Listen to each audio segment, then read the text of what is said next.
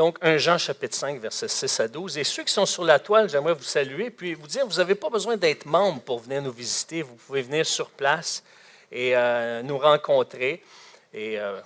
Mais si vous êtes dans le confort de votre foyer, peut-être, je ne sais pas, sur votre balcon, quoi qu'il fait froid un peu pour être écouté sur le balcon. Là. On sent que l'automne est arrivé. Hein? On le sent vraiment.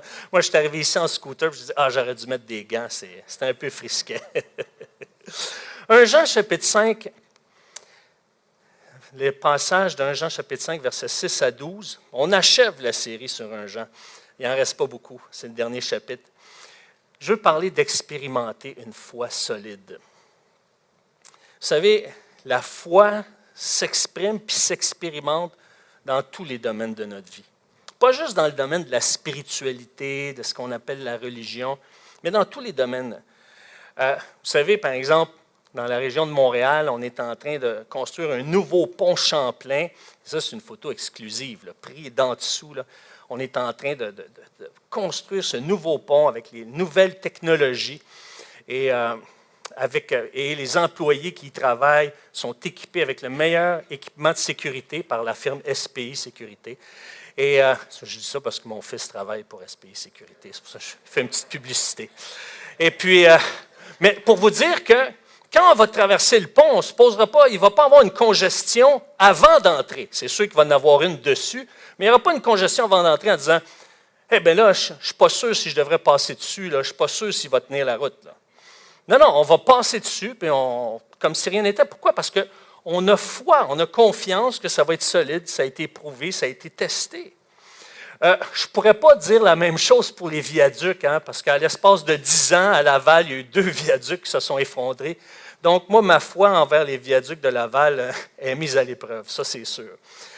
Mais moi, il y a un endroit sur la planète où est-ce que je dois exercer une foi, c'est quand je suis dans un avion et qu'il y a des turbulences. Je vous en ai déjà parlé. Je m'accroche après le banc, là, comme si c'est plus sécuritaire. Là. J'ai les mains moites. Mais je dois me parler. Je me parle. Je me dis non, le pilote, il ne veut pas s'écraser. Mais moi, ce n'est pas tant le pilote. C'est que quand je sens que le véhicule, l'aéronef, bouge, je dis, il va-tu craquer en deux? Là? Des fois, là, ça branle, c'est incroyable. Et là, je me parle, je me raisonne, puis je me dis à chaque fois, la dernière fois, il ne s'est rien passé, pourquoi tu paniques? C'est plus fort que moi. Mais, vous savez, dans plein de domaines de notre vie, on a la foi. On mange des aliments, puis on ne se pose pas la question, est-ce que je vais m'empoisonner tout à l'heure? On les mange par la foi.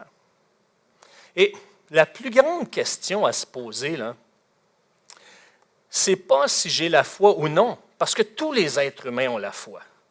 Les théistes ont la foi en Dieu. Les déistes ont la foi en un Dieu qui est transcendant, mais qui n'est pas immanent. Ça veut dire qu'il est en dehors de la création, mais il n'est pas au milieu de ce qu'on vit. Ça, c'est les déistes qui croient ça. Les athées ont la foi. Je leur dis, ben non, Éric, t'exagères. Oui, oui. Ils basent leur vie en fonction de leurs croyances. Leur décision, c'est en fonction de leurs croyances, que Dieu n'existe pas. Ils ont une foi. Puis ils ne veulent pas qu'on leur impose une autre foi que celle-là parce que c'est leur foi. Les agnostiques, eux autres, tentent sans succès de ne pas définir leur foi. Mais c'est intéressant parce que j'ai eu une discussion avec Alex Farley, notre spécialiste en apologétisme, puis il m'a expliqué quelque chose d'intéressant par rapport aux agnostiques. Il dit, en disant que Dieu ne peut être connu et que son existence ne peut être connue, les agnostiques déclarent quelque chose de très déterminant au sujet de Dieu, aussi déterminant que les chrétiens peuvent dire de la part de Dieu. Ils vont affirmer que Dieu ne peut pas être connu. Donc, ils vont avoir une foi très affirmative par rapport au fait qu'on ne peut pas connaître Dieu. Ça, c'est les agnostiques. Et pourtant, Dieu a parlé de lui-même. Mais la plus grande question, ce n'est pas de savoir si on a la foi ou non. C'est est-ce que notre foi est approuvée de Dieu? Ça, c'est la grande question. Et c'est ça qu'on doit tenter de chercher en tant qu'être humain, parce que c'est tout là que se trouve le sens de la vie. Mais pour comprendre une foi approuvée de Dieu, eh bien, une chose qui est fondamentale, il faut naître de nouveau. Parce que Jésus le dit lui-même dans Jean chapitre 3. Il le dit à Nicodème. À moins qu'on naisse de nouveau, on ne peut pas voir, on ne peut pas entrer dans le royaume de Dieu. Il y a une perception, une compréhension de Dieu qui est impossible d'être captée à moins de naître de nouveau. Puis je vais en parler tout à l'heure. C'est quoi, puis comment on peut naître de nouveau? C'est ça qui nous amène à avoir une conviction claire sur l'existence de Dieu, à un point tel que tous ceux qui sont nés de nouveau, en tout cas pour la plupart à qui j'ai parlé, vont avoir le raisonnement suivant, c'est comment j'ai fait pour vivre autrement auparavant? Comment j'ai fait pour vivre avec une si petite conscience de Dieu? Comment j'ai fait pour vivre sans dépendre de Dieu comme je dépends de Dieu aujourd'hui? Quand on passe par la nouvelle naissance, il y a cette nouvelle dimension-là qui nous ramène à la grandeur de Dieu et à une dépendance de Dieu de plus en plus totale.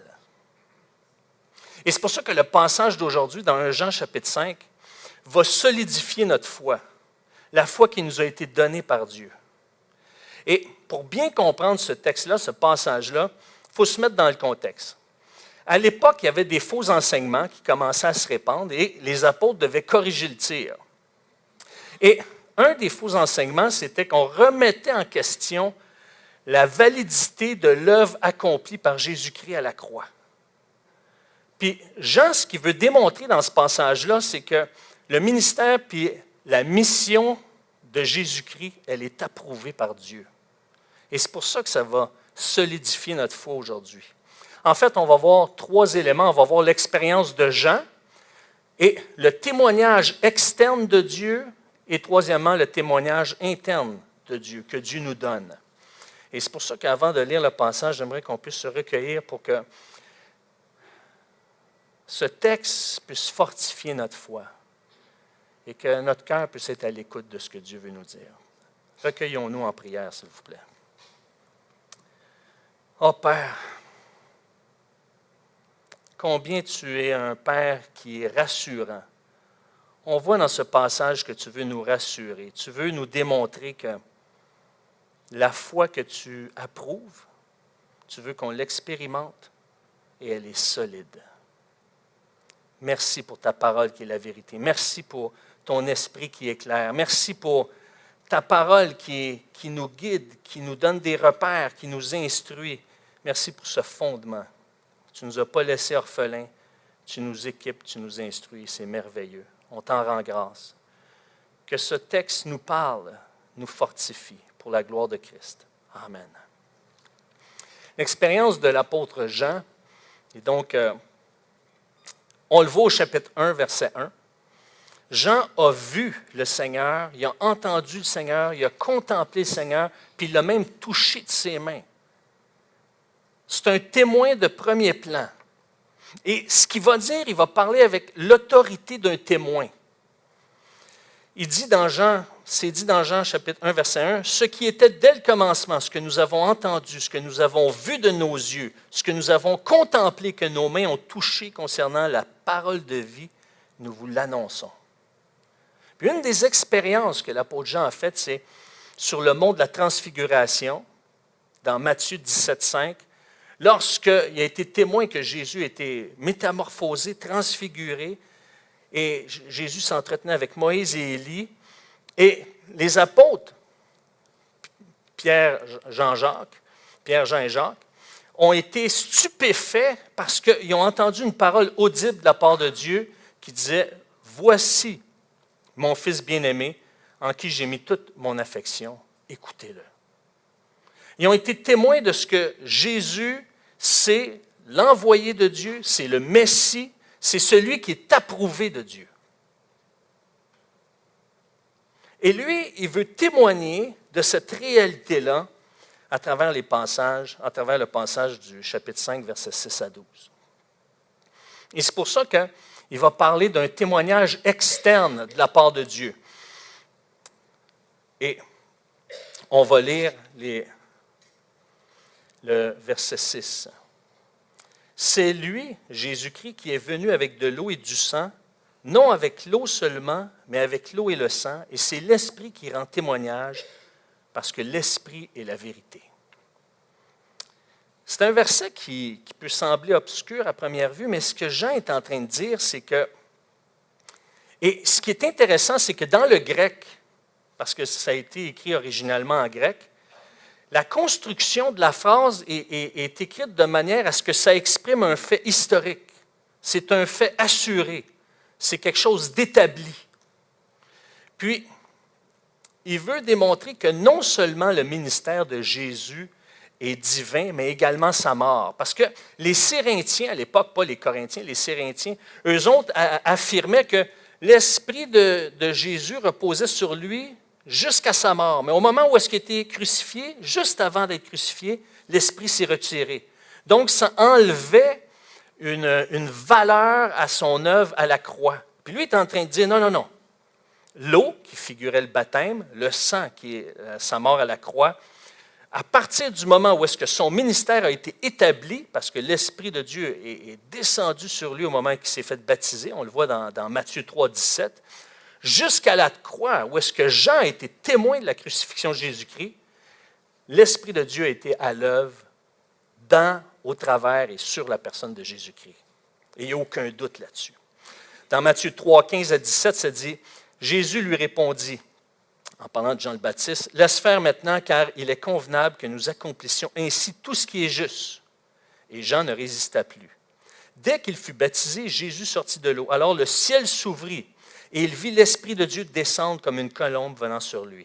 Au même instant, une voix fit entendre du ciel ces paroles, « Celui-ci est mon Fils bien-aimé, qui a toute mon approbation. » La même parole qui a été dite par la suite sur le mont de la Transfiguration dans Matthieu chapitre 17.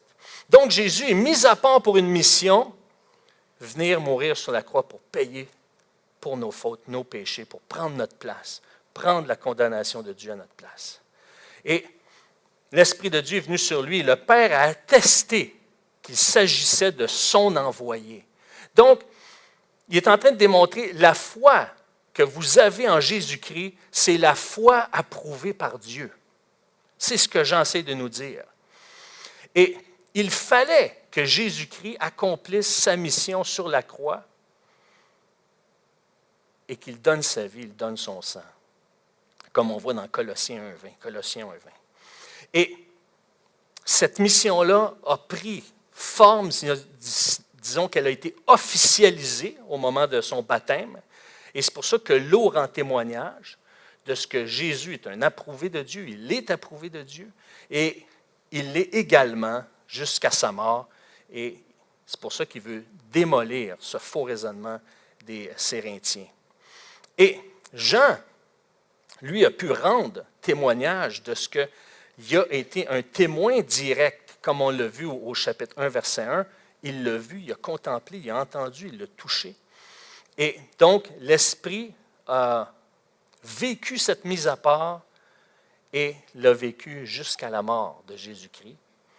Et dans ce verset-là, on voit que l'Esprit de Dieu ne peut pas mentir. Parce que Dieu n'est pas un menteur. Il est le Dieu de vérité, il est le véritable et il est la vérité. Et c'est pour ça qu'il va dire au verset 7, il y en a 3 qui rendent continuellement ce témoignage. Et c'est intéressant parce que dans l'Ancien Testament, dans le Deutéronome 17 et dans le Deutéronome 19, Deutéronome 17 et 19, on voit que lorsqu'on veut porter accusation ou qu'on veut rendre témoignage pour défendre quelqu'un, on doit s'appuyer sur la déposition de 2 ou 3 témoins. Jésus reprend ce principe-là dans Matthieu 18, lorsque c'est le temps de ramener quelqu'un à l'ordre. Il dit, si vous êtes 2 ou 3 pour ramener quelqu'un à l'ordre, je suis au milieu de vous. Si vous voulez ramener quelqu'un à l'ordre selon les fondements de la parole de Dieu, selon la volonté de Dieu, je suis au milieu de vous. Donc, le principe des 2 ou 3 témoins, Jean l'applique ici pour dire, il y en a 3 témoins. Il y a l'Esprit qui est venu sur Jésus-Christ, qui a été avec lui tout au long de son ministère, l'eau, le baptême qui a officialisé son ministère, puis le sang, où est-ce que l'œuvre a été accomplie parfaitement. Jean 19, 30, Jésus a dit, tout est accompli. Et donc, le Père et l'Esprit ont rendu un témoignage au Fils, dans Matthieu 3, comme on l'a vu. Le sang de Jésus à la croix témoigne de son identité, Matthieu 27, Hébreux 9.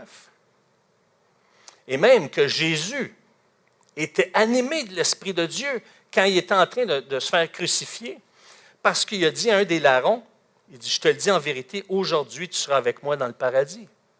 Il a fait une déclaration solennelle. Il y a juste Dieu qui peut affirmer quelque chose comme ça. Sinon, c'est un mensonge.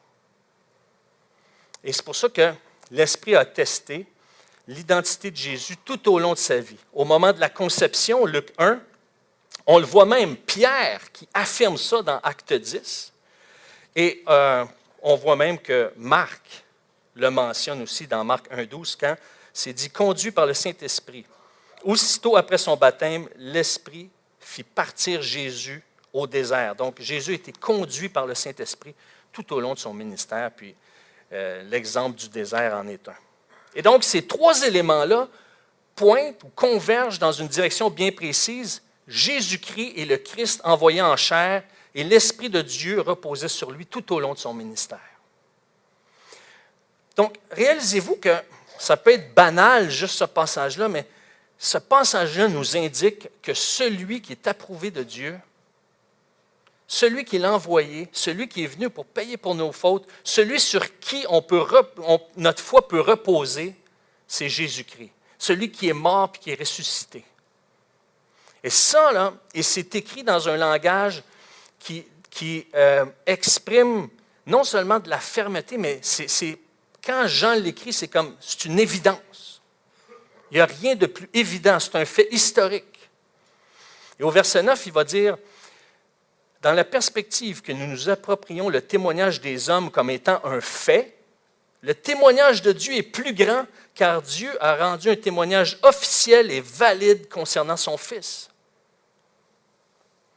En d'autres mots, même si des gens ont été témoins de ce qui se passe avec Jésus, puis que c'est un fait, c'est véridique, le témoignage de Dieu qui a approuvé Jésus-Christ en disant « c'est lui mon envoyé, c'est lui le Messie », ça surpasse tout ce que les gens ont pu vivre ou expérimenter, parce que Dieu l'a approuvé.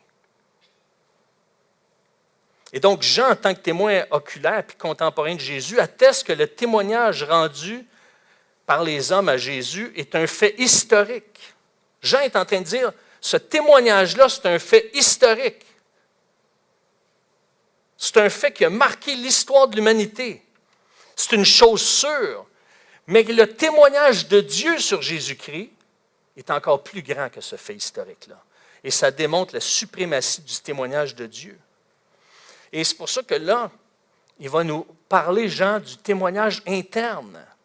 Non seulement c'est un fait historique, non seulement c'est un fait historique approuvé de Dieu, mais d'une manière interne, lorsqu'on est né de nouveau, Dieu témoigne à notre esprit qu'on est enfant de Dieu quand on l'est. C'est ce que Paul va dire dans Romains 8, il va dire ça dans Galates chapitre 4. Et c'est pour ça qu'au verset 10, ça nous dit que celui qui croit au Fils de Dieu a ce témoignage en lui-même.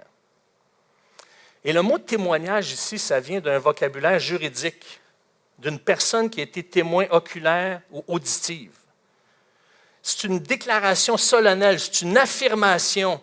En d'autres mots, là, Jean est en train de dire, il n'y a aucun doute dans notre esprit, il n'y a aucun doute dans l'esprit de celui qui croit au Fils de Dieu, parce qu'il y a ce témoignage en lui-même. Il y a une certitude en lui-même. Il y a quelque chose d'établi en lui-même. Celui qui ne croit pas Dieu le fait menteur puisqu'il est résolu ou refuse délibérément. En anglais, on dit « settled state ». Il est résolu ou refuse délibérément de ne pas croire au témoignage que Dieu a rendu à son Fils comme étant un fait historique. Quelqu'un qui ne croit pas que Jésus est le Messie fait Dieu menteur. Alors, quand quelqu'un dit « oui, mais toutes les religions sont bonnes », mais comment Dieu peut approuver une religion qui exprime que Dieu est menteur? Dieu ne peut pas approuver une religion qui dit « ouais, Dieu t'es menteur », puisque de ne pas croire au Fils de Dieu comme étant l'envoyé et le mandaté de Dieu, ça fait Dieu menteur. Comment Dieu peut approuver ça? Dieu travaillerait contre lui. Ça serait une incohérence totale. Et c'est pour ça que celui qui croit a ce témoignage, celui qui croit au Fils de Dieu a ce témoignage en lui-même. Il y a cette certitude en lui-même Et si rejeter le témoignage que Dieu rend à son Fils revient à le traiter de menteur, eh bien, c'est qu'on contredit Dieu. Et Dieu, lui, on le voit dans Tite 1.2, Hébreux 6.18, Tite 1.2, Hébreux 6.18, ne peut mentir, il ne saurait mentir. Et c'est pour ça qu'au verset 11, il va dire, « Et voici ce témoignage, c'est que Dieu nous a donné la vie éternelle et que cette vie est dans son Fils. Celui qui a le Fils, et regardez bien ici, celui qui a le Fils a la vie, celui qui n'a pas le Fils de Dieu n'a pas la vie. » Intéressant, hein? Je ne l'avais jamais remarqué auparavant. Et il y a un des exégètes du texte qui m'a fait voir cet aspect-là, c'est que celui qui est le Fils a la vie. Il n'y a même pas besoin de mentionner Fils de Dieu parce que pour lui, la personne qui est née de nouveau, la personne qui est enfant de Dieu, Jésus, c'est clair, c'est une évidence qu'il est le Fils de Dieu. Mais pour celui qui n'a pas le Fils de Dieu, qui ne reconnaît pas que le Fils est le Fils de Dieu, il n'y a pas la vie. Et il est appelé à croire que Jésus est le Fils de Dieu. C'est incroyable. C'est tellement affirmatif, ce passage-là. Là. C'est que moi, ça m'a amené à voir, dire, « Wow! On a une foi solide que Dieu approuve. » Et que lorsque je mets ma foi en Jésus-Christ, qui a pris ma place à la croix, qui a pris ma condamnation, je suis dans une foi approuvée de Dieu. Et non seulement je suis dans une foi approuvée de Dieu, mais il m'a donné cet esprit-là avec la conviction que je suis un enfant de Dieu. C'est solide. C'est solide. C'est impeccable. Et ça vient d'un témoin oculaire, d'un contemporain de Jésus.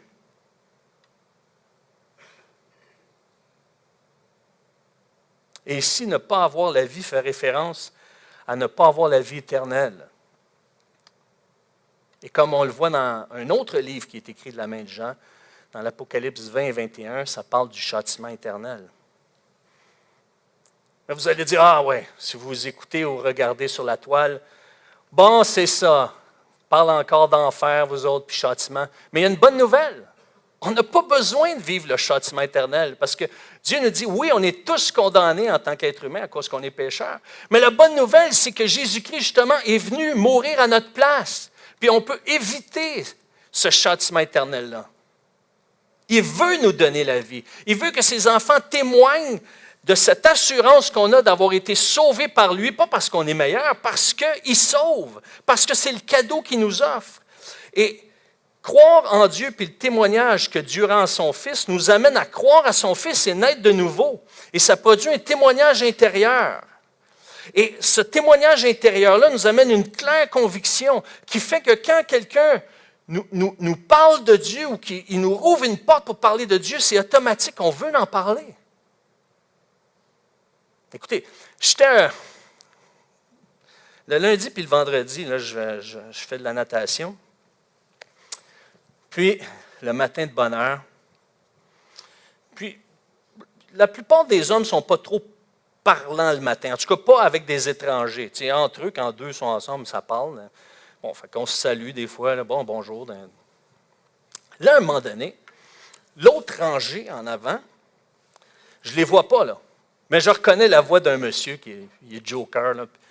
Peut-être autour de 70 ans, le monsieur, mais il est tellement en forme et il est tellement vif d'esprit. Il commence à parler de Dieu puis de la Bible avec un autre gars. Mais l'autre gars, il s'en va dire au monsieur, « Ah, moi je suis musulman. » Mais ça, il disait ça comme en voulant dire, « Achale-moi pas avec tes affaires de Bible. » T'sais. Fait que là, ils commencent à parler ensemble. T'sais. Puis là c'est quand il commence, là je me change. T'sais. Là, il commence à dire, « Ouais, mais est-ce qu'on peut vraiment croire la Bible? » Et là, je dis, « Non. Ah non, je ne peux pas laisser passer ça. Là. Je peux pas. Tu sais, fait que là, je m'en vais, je dis, écoutez, monsieur, savez-vous quoi?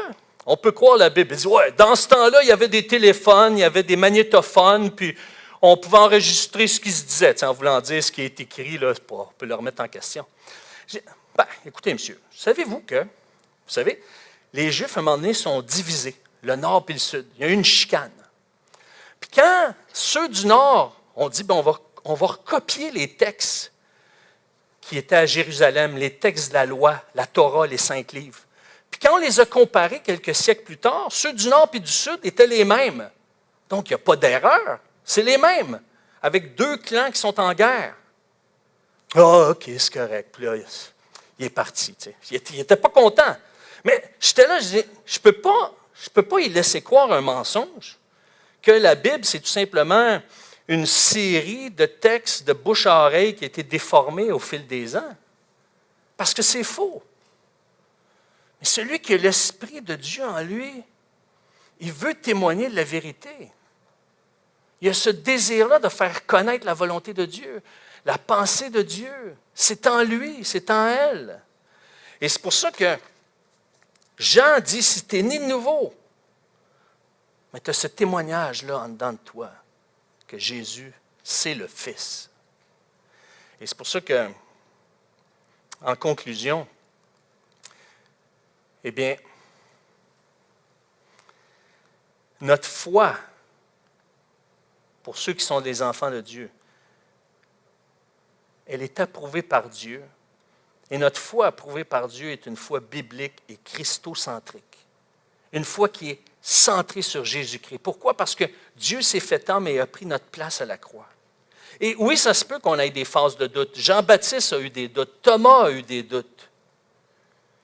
Mais, comme moi dans l'avion, quand j'ai des doutes, je me parle.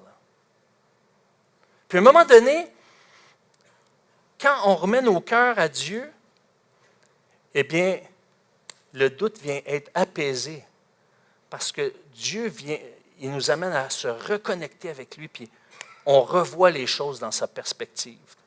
Et la question qu'on doit se poser, c'est que, est-ce que je suis quelqu'un qui parle selon la vérité? Est-ce que il y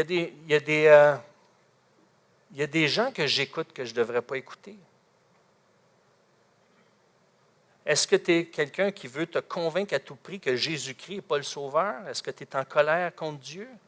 Et ça, c'est des questions qu'il faut se poser parce que ça vient mettre un obstacle à ce que Dieu veut parler à notre cœur. Et ça, c'est important. C'est pour ça que j'aimerais qu'on puisse se recueillir en terminant, puis je vais inviter les musiciens à s'avancer. À ce qu'on puisse se remettre, si on est un enfant de Dieu, à dire, « Hey Seigneur, je veux expérimenter cette foi qui est solide. Je veux la vivre, cette foi qui est un fait historique. Je veux vivre cette foi que Dieu approuve pour ne plus être justement dans la méfiance, dans le doute.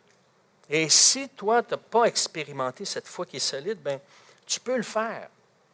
Mais je t'invite à te recueillir avec nous pour en prendre conscience. Prions, s'il vous plaît. Seigneur, peut-être qu'il y a des gens ici qui vont te demander de les délivrer de leur incertitude. Peut-être des gens vont te demander de retrouver la paix avec toi. Peut-être qu'il y en a qui, même, font de toi un menteur parce qu'ils ne veulent pas adhérer à la foi en Jésus-Christ, celui que tu as approuvé, celui que tu as mandaté, celui que tu as envoyé pour nous, celui à qui tu as donné une mission de venir pour nous sauver. Mais Seigneur, il y a juste toi qui peux convaincre les cœurs. Et pour naître de nouveau, comme j'expliquais au début, eh bien, c'est de naître de cet Esprit de Dieu qui vient habiter en toi. Et pour qu'il vienne habiter en toi, bien, la parole de Dieu nous enseigne de reconnaître que Jésus-Christ est mort à ta place. C'est toi qui aurais dû être condamné. C'est toi qui as offensé Dieu. C'est toi qui fais le mal. Mais Jésus a payé pour toutes tes fautes, pour le mal qui habite en toi. Il a payé pour le mal qui habite en moi. Un jour, il m'a ouvert les yeux et j'ai reconnu qu'il était le seul qui pouvait me sauver. J'ai reconnu, parce que l'Esprit de Dieu m'a convaincu, qu'il a payé à ma place. Et je l'ai reçu comme Seigneur et Sauveur. Et tu peux vivre cette expérience-là pour naître maintenant de nouveau, naître de la perspective de Dieu, naître de l'Esprit de Dieu. Et pour ceux qui sont ses enfants, eh bien, puisses-tu nous encourager, parce que tu nous as donné une foi qui est établie sur un fondement solide. Jésus-Christ, le Fils. Dès sa conception, il a été enfanté par le Saint-Esprit. Et dès qu'il est entré en mission, l'Esprit est venu sur lui et il s'est rendu jusqu'à la croix pour accomplir parfaitement ta volonté, Père. Et c'est une bonne nouvelle, parce que pour tous ceux qui l'ont reçu, eh bien, il n'y a aucune crainte d'un châtiment éternel, parce qu'ils ont accepté, ils ont reçu le fait que Christ est mort à leur place. Quelle bonne nouvelle, Seigneur. Et si tu es en train de vivre cette expérience, d'être sauvé par Jésus-Christ, écris-nous si tu es sur la toile, appelle-nous, ou si tu es ici en salle, viens, discute de cette expérience avec nous, afin qu'on puisse se réjouir avec toi. Et je te remercie, Père, que tu vas encore sauver aujourd'hui en 2018. Ici, dans la région de l'Outaouais et partout dans la francophonie, parce que tu es le Dieu de gloire qui veut sauver. Merci. Amen. Que Dieu vous bénisse. Passez une bonne semaine.